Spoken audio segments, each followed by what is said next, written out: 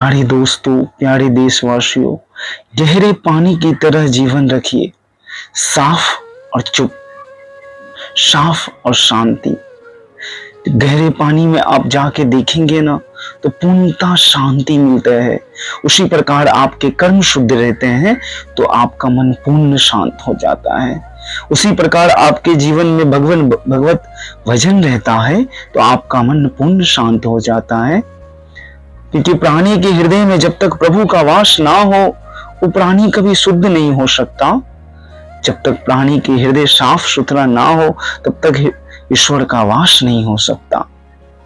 इसी के लिए गहरे पानी की तरह अपने मन को शांत और स्थिर रखिए, क्योंकि बाहर तो तरंग आती है, ये दुनिया में सुख और दुख रूपी तरंग आते हैं, मगर अंदर की शांति आपको बाहर की अशांति से कोई प्रभाव नहीं पड़ता।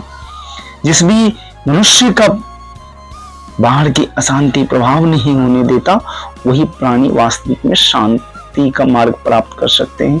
जीवन में हर एक प्राणी शांति चाहता है, हर एक प्राणी सुख चाहता है, हर एक प्राणी समृद्धि चाहते हैं, मगर समृद्धि सुख शांति उन्हीं को मिलता है जो अपने जीवन में पूर्ण शांति प्राप्त कर लिया हो, जो अपने जीवन में दुख और सुख से परे चला गया हो, वही जीवन में पूर्ण शांति प्राप्त कर सकता है।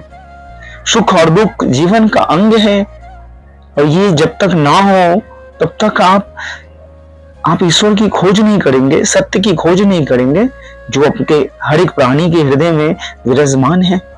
उनकी खोजना कोई शुरू नहीं कर पाएंगे, क्योंकि सत्य का बोध उन्हीं को होता है जो अपने जीवन में उस पूर्णता की प्राप्ति करते हैं। हर एक जीवों में ईश्वर का दर्शन करते हैं। हर एक जीवन में ईश्वर का दर्शन ही आत्मज्ञान है। हर एक जीवों से प्रेम करना ही, सबको सम्मान भाव से देखना ही भक्ति है। ये सब में तो वही नारायण रूप में तो चल रहे हैं।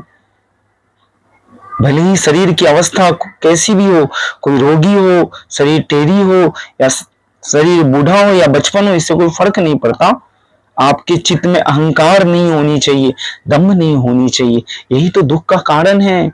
जिसके चित्त में, जिसके जीवन में अहंकार, दंभ, क्रोध, लोभ, ईर्ष्या, द्वेष नहीं रहता, वही प्राणी शांति प्राप्त कर पाता है। शांति के मार्ग पर चले, क्योंकि पूर्णता आनंद वही है। जहां पे ईश्वर वास है वही पूर्णता आत्मज्ञान है और पूर्ण आनंद है। पूर्ण आनंद ही पुण्य से पुण्य निकाल दिया जाता है तो भी पुण्य ही बच जाता है। इसके लिए ईश्वर के भाव में भावित होना सीखिए। ईश्वर के भाव में भावित होने से ही जीवन में शुद्धता आती है। शुक्रिया, धन्यवाद, थैंक यू प्यारे दोस्तों। आप सबका कल्याण हो, आप सबका मंगल हो।